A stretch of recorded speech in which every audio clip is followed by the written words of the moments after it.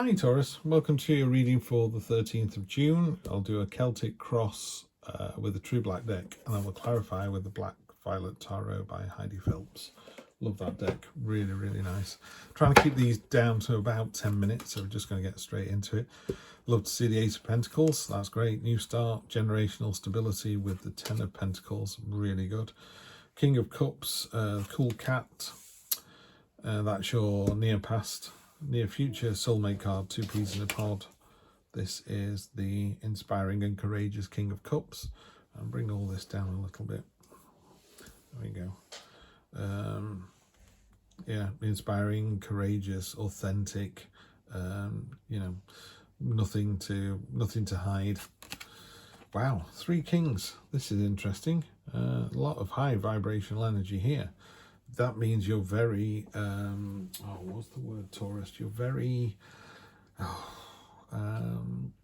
just higher vibrational energy, very settled, and you're very balanced, You're king of your emotions there, the sort of softer side of the emotions, the sort of, real lovely granddad, real lovely dad, soft and fluffy. Then you've got the real hard-nosed clarity of the King of Swords, don't wrap it up in waffle, just tell me like it is. And then you've got the sort of courageous, inspiring, lead by example, honest king as well. Got some really great energy here. She's appeared in this position twice now. This is you in your situation. This is how other people view that situation. Hopes and fears, the death card, transforming time, and the final outcome, the magician.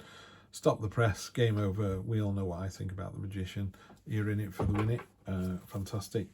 Energy on the bottom. This card will not die. It's been all over the place the last couple of weeks. So the energy on the bottom, there's a message coming in, but there's too much friction going on. You're missing the important stuff. You've got to be really clear this week about what it is that you want, what it is you're expecting to see.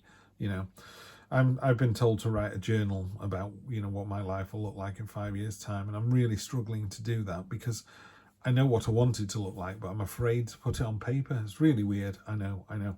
But it's like that with this. You're kind of, oh, I'll just do the washing up before I look at the post. Oh, I'll just do this before. You need to look at the message. What's the message telling you? Have you got to pay the bill before you get thrown out? Is it a love letter? Is it just a state of mind that you need to move on to? It could be your higher self talking to you, and there's a lot of higher self energy in these three kings here.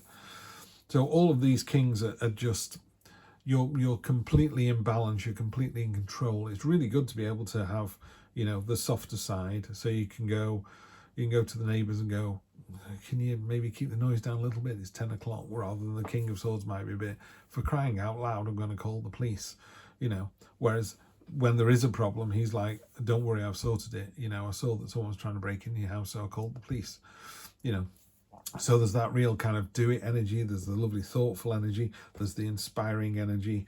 And, the central premise here is the Ace of Pentacles.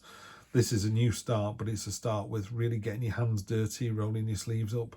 This is like a farmer who's just harvested all the crops. It's been a bumper crop. He's sold it all at the market. He's made a load of money from it. And now he's just getting back out there again and sowing the seeds to start all over again. So it's a new start. He knows it's going to result in this bounteous harvest. He's already achieved so much, which is why you're on the mountain. All the tools are actually in your hand and ready to go. Then on top of that, you've got this generational stability card, the Ten of Pentacles, which is normally a grandfather in a beautiful courtyard of a very well-made, expensive, well-kept house. He's got children, he's got grandchildren, he's got pets, dripping in money. But it doesn't have to be about money. It's about the generational stability that comes with, it's like being in a job where you've been in the job for 10 years and they can't do without you. It's that kind of security where they go, this is just amazing. Your near future, and again, if this is a love reading, this is you being really in control here and wanting to take it to the next level. This is broken arrow is an end to hostilities, so that's good. So business or personal relationships really solid at the moment. These are, the soulmate card, two peas in a pod. That's like their water, their universe are actually mixing together.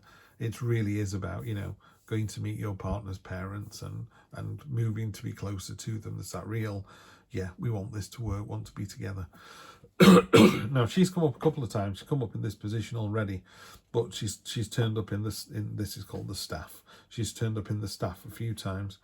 It's a card of stillness. It's a card of just taking a beat. You know, try and find 5, 10, 15 minutes on the week of the 13th when the rest of the family's out or still in bed or have gone to bed, whatever, and just really kind of internalize. Try and find that light deep inside the cave of yourself. You know, really close your eyes and go deeper and deeper and deeper and just stay there for a minute, and then something will happen. There'll be a light bulb moment and it'll give you the clarity that you need this week.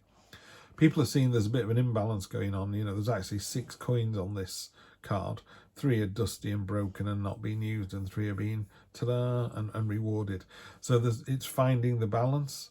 You know, that there's nothing wrong with those coins. They're identical to this one, but these are getting treated well and these aren't, and that's a waste. You know, it's a bit like having $6 million and having $3 million under a mattress and another $3 million in real estate. Those $3 million are actually working and doing something. The other $3 million you might well not have. You know, they're just packing material for a mattress. You know, so make sure you strike a balance between everything, yeah, and you don't lose sight of something. Hopes and fears, you got the death card. There's always a worry, isn't there? You know, particularly with the $6 million, if you're lucky enough to have it, that the 3 million in real estate might crash and burn, so you'd only be left with the 3 million. But it's time to, you know, death is about the very end of something. It's about moving into the next stage. Yeah. So even if in this particular analogy, you don't want to take that 3 million from under the mattress, you need to know that that's the end of something that will not do anything. It will stagnate and not go anywhere. So it's not working today, it won't work tomorrow, it won't work next week, and it won't work next year. Yeah. The death card tells you that change is coming, change is inevitable. You need to embrace the change and step forward, step over the new threshold, go into the new chapter. Maybe it's chapter 6 to chapter 7 in a book. Maybe it's the end of one book and the start of another. Yeah. You need to move on to the next bit. Final outcome, of course, is when you do that, it's massively successful. You know, the magician is the master manipulator. The first person the fool meets, he is, you know, completely balanced, as above, so below. He is able to, he's got all the tools at his command. So if he's a joiner, he's a fantastic joiner. If he's an electrician, he's a fantastic electrician. If he's a racing car driver, he's a fantastic racing car driver. And he has the quickness, he has the agility that's required to be a great racing car driver. You know, it's all of that. So you've got all the tools at your disposal to do what you want to do. And he's got the luminosity above his head, which is the infinity symbol. He can do this all day long and just keep doing it and doing it and doing it. So don't worry about any niggles or any kind of imbalance. Yeah, just find a little time for yourself. Yeah, you've got all the energy in place here, and you've got the long-term ability to do whatever needs to be done. So you're in a really, really good place, Taurus. Far better than you think you are. I'd take this reading over in a heartbeat. Ace of Cups, I rest my case, you know. So you got the Ace of Pentacles, the Ace of Cups. Ace of Cups is the second best card in the deck after the Sun card. It's a card of, these are your dreams here. It's poppies in this particular deck, but here it's lilies. And the idea is you water your dreams with intent, you know. If you want to go to Hong Kong or you want to be a racing driver, what are you doing about it today to get you there tomorrow? Yeah. If you want to be a racing car driver, are you in local karting races? You know, what are you doing to be that person? If you want to go to Hong Kong, are you saving for the ticket? Or are you just lying in bed going, oh, I wish I could live in Hong Kong? Well, that doesn't help anybody.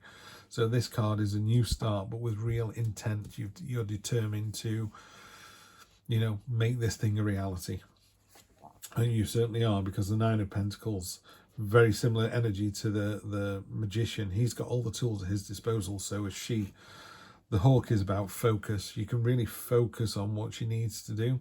And she knows that she could give away these 3, 4 pentacles here because she's got 4, 5 on the vine there. And she knows when she plucks those and gives them away, she's just going to grow more. You know, she's in an abundant zone. She just remains that abundant person. The universe will meet you halfway. You know, if you say, I would like to go to Hong Kong, the universe goes, we'll start saving then.